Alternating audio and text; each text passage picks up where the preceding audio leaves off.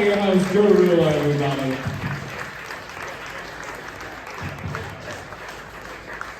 One more time for Bill Pettifer. He says things about his wife we all only think. It's awesome. Guys, I want you to keep that attention going, that energy going for the next guy coming to the stage. He actually hosts his own open mic Tuesday nights over at Food and Beer. Guys, give it up for the very funny Sean Boucher, everybody.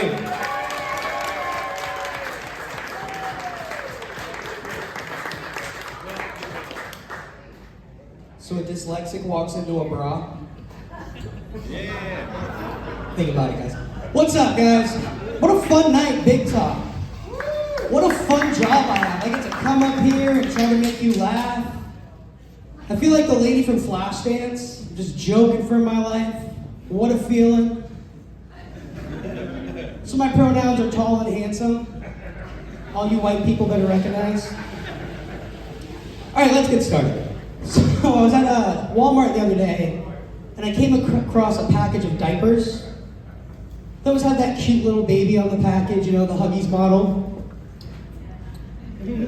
Makes me wonder what happens to those kids once they age out. I think they just walk around their house, wearing sunglasses, snorting Pedialyte. I'm not washed up, Mom, you are. My agent's gonna get me an audition for the live-action Bluey movie, then I'll be on top. Mom, give me my plastic keys. I want to take my big wheel for a ride, clear my head. I don't need a nap, Mom. Give me my plastic keys. Speaking of babies, my good friend's having a baby. We thought it'd be a fun idea to do like a practice night. I'll go over and just wake him and his wife up throughout the evening like the baby would. Picture this, it's 3 a.m. I'm in their living room. I wake them up crying because I'm hammered watching A Star is Born. Instead of having to make me a bottle, they gotta make me another Captain and Coke. But I'm fussy about it, they only use 3 ice cubes, I like it with 7. I wake them up a second time. This time, instead of having to make me a bottle, my buddy's just gotta rub my back as I'm profusely throwing up. Oh, I'm sorry I did this to you, man. He's just rubbing my back like, shh, Daddy's got you. Daddy's got you. I wake them up a third time. This time they're over it. They're like, all right, we gotta put this fucker down. So they start rocking me on their futon, singing my favorite lullaby. I'm on that good cushion alcohol. I got some down bitches I can cut. Works like a charm, knocks me right out. Now I woke up the next morning. Wasn't a pleasant wake up. My buddy just kicked me and said, ow. What the hell, man? We said we were gonna do a practice night. Yeah, I never said you could practice breastfeeding on my wife. So recently I lost about 134 pounds. Thank you. I'm on this new diet. It's called divorce. Should have seen it coming, you know, there was a couple red flags. Take, for example, the time I couldn't find the remote. Babe, where's the remote? I don't know, Sean. I'm not the one who stumbled into bed at 5:30 in the morning and turned on Aaron Brockovich. It's a red flag right there. What kind of woman didn't like the movie Aaron Brockovich? That was like Black Panther for women. They're called boobs, Ed. So I guess I gotta get into bondage now, so I don't have to keep explaining this S&M Forever tattoo. Tried to watch bondage porn once. I had to turn it off. God was a terrible stepfather. So, it's not all bad though, you know, like I'm 31, I'm crashing at my dad's place for a little bit, and staying with your parent as an adult is weird because I catch myself giving him like little life advice. Come home, I'm like, yo, stop eating my Doritos, you're gonna spoil your dinner. Another perk is I get to meet new women, exotic women. I went to Chili's the other day. Spanish waitress wrote gracias on my receipt. Got in my car and I was like, still fucking got it, dude. Everything's gonna be all right. Let's go. Let's go, dude.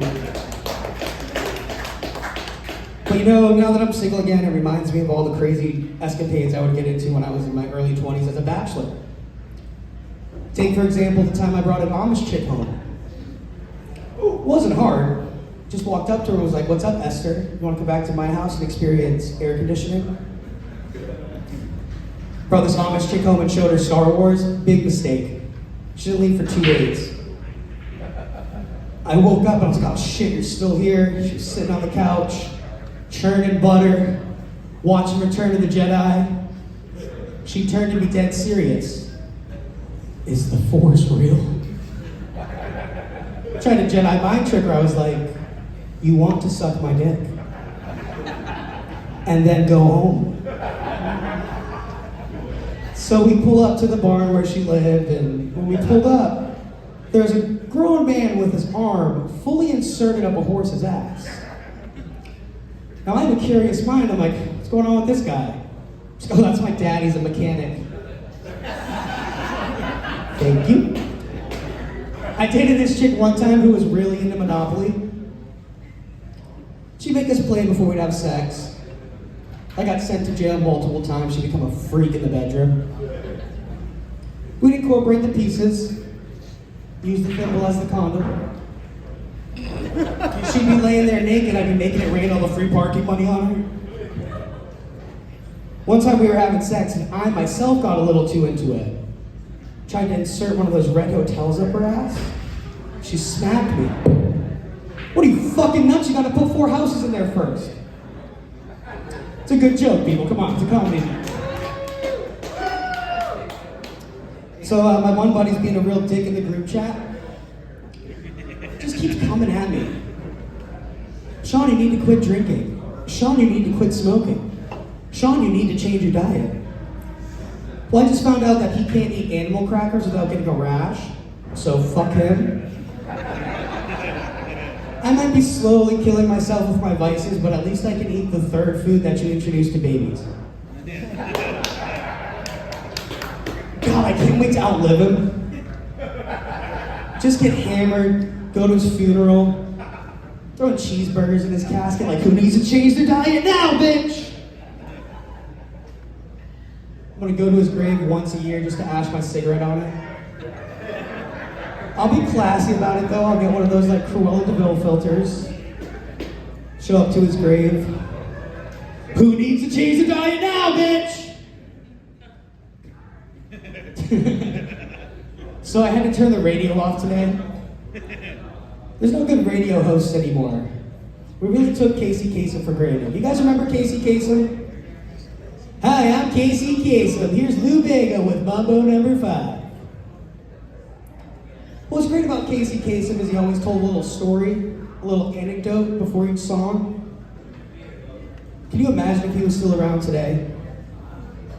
"Hi, I'm Casey Kasem. This next song reminds me of the 70s, the feminist movement, the bra burnings. I'm Casey Kasem, and at number 3, she might not cook, she might not clean, but here's Cardi B with wet ass pussy." So you guys like impressions? I call this one Cher battling food poisoning. "'Cause I know that I'll get through this." It's a pretty good fucking Cher. This next one I call Hitler refills his prescription. Boop, boop, boop, boop, boop, boop. Ring, ring, ring. "Hi, thank you for calling CVS. How can I help you?" "Yes, I would like to refill my prescription." "Okay, sweetie, what's the last name?" That would be Hitler." "Okay, can you spell that for me, honey?" H as in Higham, I as in insubordination, T as in third rain, L as in lager, E as in extermination, R as in regretful. "All right, honey, what's the first name?" That will be Adolf. "Can you spell that for me?" 999. Execute your whole family and take my business to Walgreens. All right, so I'm gonna leave you guys with this one. I was watching The Wizard of Oz with my niece the other day. Couldn't help but notice Dorothy is an illegal immigrant. Sad to say, it was a classic. She has no explanation of how she got there. Killed one of their citizens on accident. One of the Munchkins used their hardworking tax dollars to magically send her home. I know what you're thinking. Who would be the Wicked Witch of the West? Donald Trump. I'll get you, my pretty, and your little pussy too.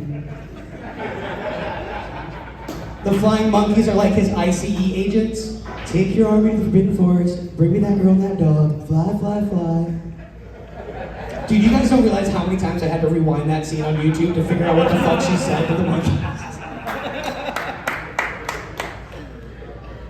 Yeah, I know what you're asking yourself. Who would be the great and powerful Oz?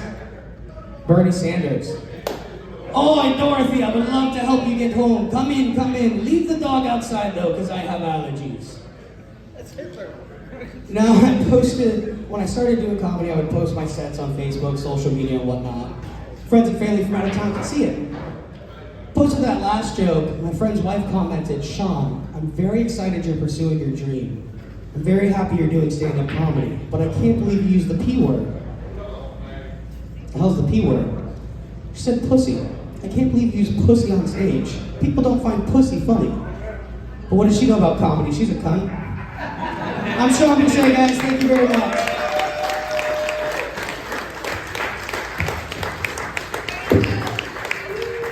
Guys, one more time for Sean Boucher.